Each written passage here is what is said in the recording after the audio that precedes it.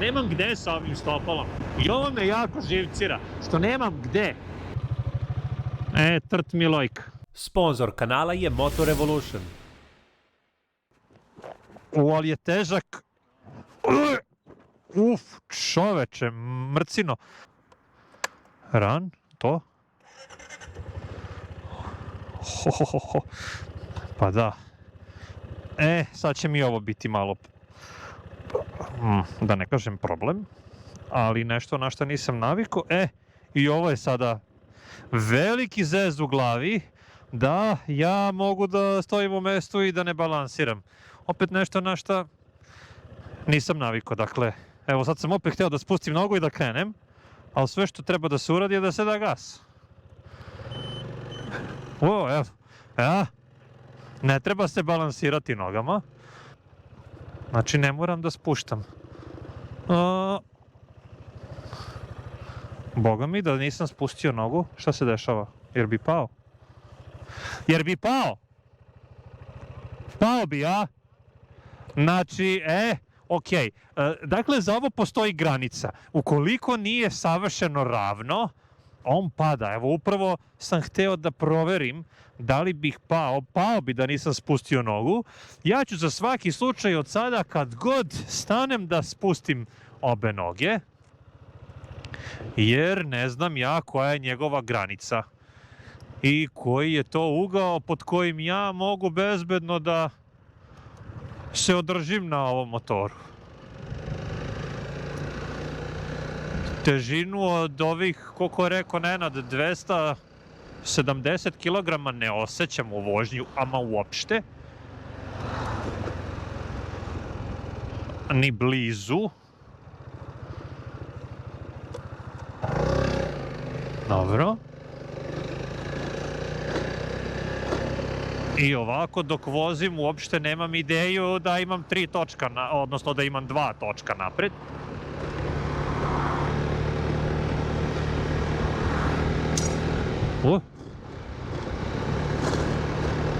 Što se tiče ostanjanja napred, ima tu tandrče sve i svašta, ali pretpostavljam da su to elementi koji se nalaze u onoj kasetici napred i tako tome slično. Čudan mi je položaj sedenja jer nemam gde sa nogama, ja navikao sam da se pružim. Okej.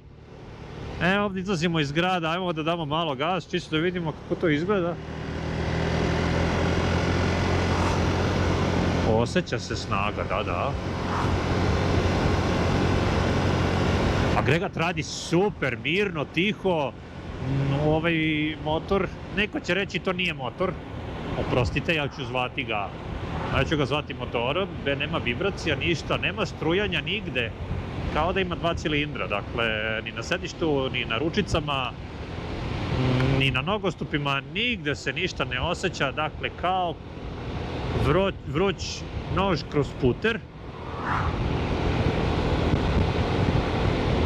I vetar mi bio ovde, baš tu, iako ovde ima neku malu kao zaštitu, nema to ništa. Maltene potkrovnica kao da mi je otvorena. Na satu trenutno 15.642 km. Fino! Što se tiče položaja sedenja, opet komotno mi je i viši vozači bi mogli da se ugnjezde, ali opet je pitanje koliko nekome odgovara ovo što nema dalje gde sa stopalima. To je nešto što bi meni predstavio problem, jer to je neki moj lični kriterijum, da noge na dužim putovanjima moraju da se pruže. Da li će mi se javiti bajkeri? Ko će? Pa naravno, ti se javi, javit će se i oni tebi. Mogu oni da misle, vidi ga ovaj tricikl, bicikl, ajde javit ćemo se. Mora da misli da je neki bajker, jel? Kočnice rade dobro, samo mislim da bi moglo to još malo da se dotegne. A što se tiče ove nožne,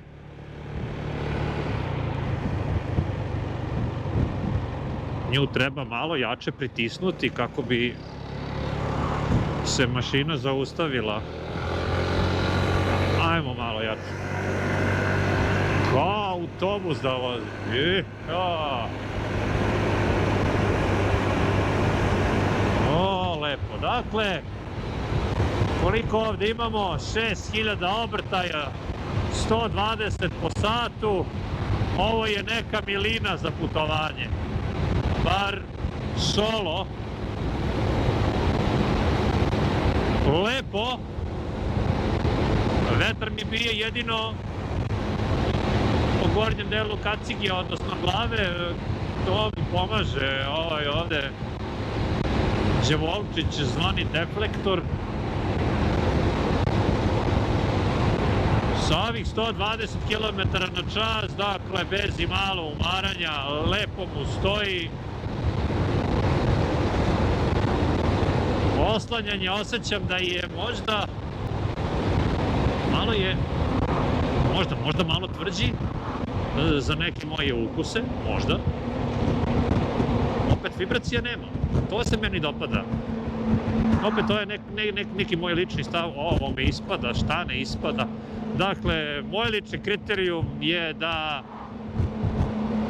mi prija samo ono što nema vibracije, jer na taj način mogu baš da se opustim i da uživam u vožnji. Ne volim da me nešto struji, čačka, da me uzbuđuje i tera na neko zlo. Ovo ne bi bilo bezbedno preticanje, jednostavno ajmo malo da sačekamo. Retrovizori pa kao i kod oni na Beverly, ako se ne varam. To je to. Aha, kamion mi se sklanja, dobro. Hvala mu. Hvala. Hvala.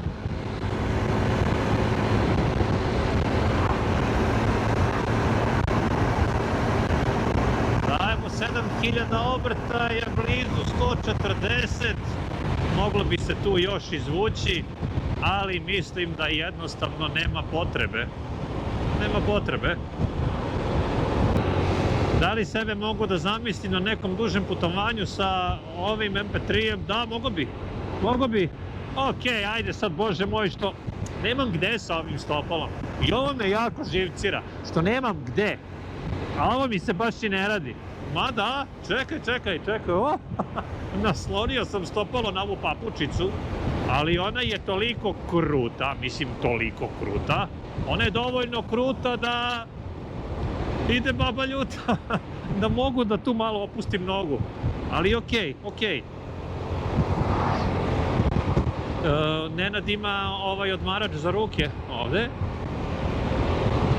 I to je super stvar, pretpostavljam da bi dobro došlo svima koji idu na neka dalje putovanja, da ne moraju non stop da drže šaku u grču. Odnos njegove kilaže i brzine dolazi do izražaja tu negde nakon 110 km/h, dakle 40 konja, ali 270 kg. To je onako malo ne baš tako dobar balans ako pričamo o nekom ubrzanju, jer sva dodatna snaga za eventualno preticanje nakon tih 110 km/h postaje već onako malo problematično.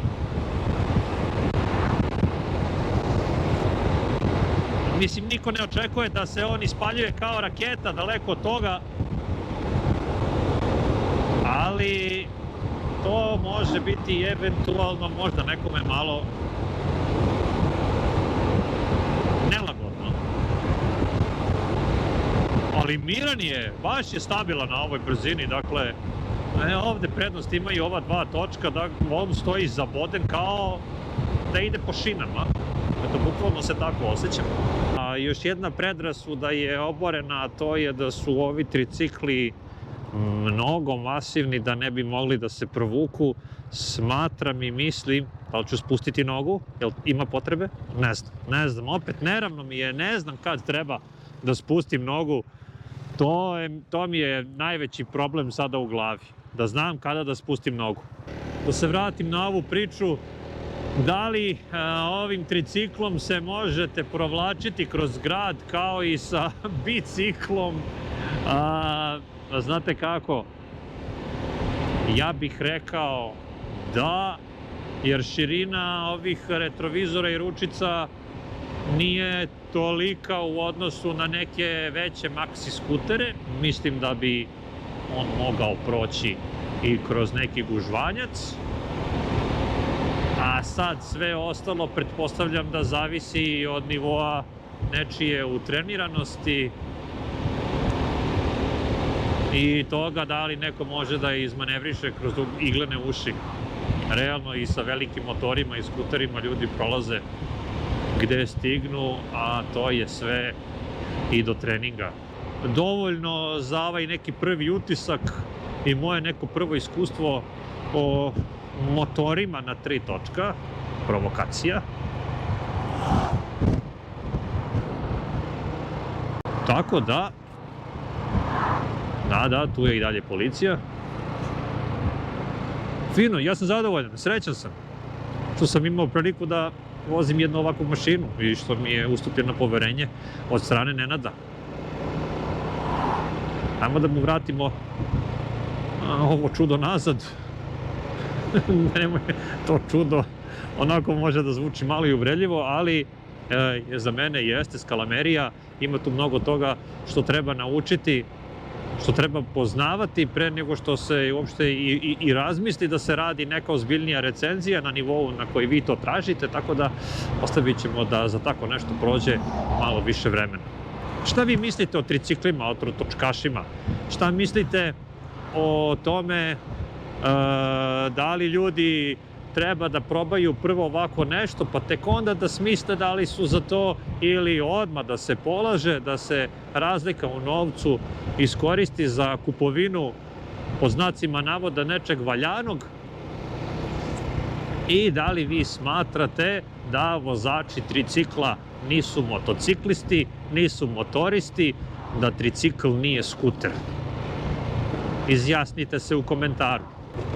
A do nekog našeg narednog viđenja i susreta, ja vam želim svako dobro i bezbednu vožnju. Trt Milojka.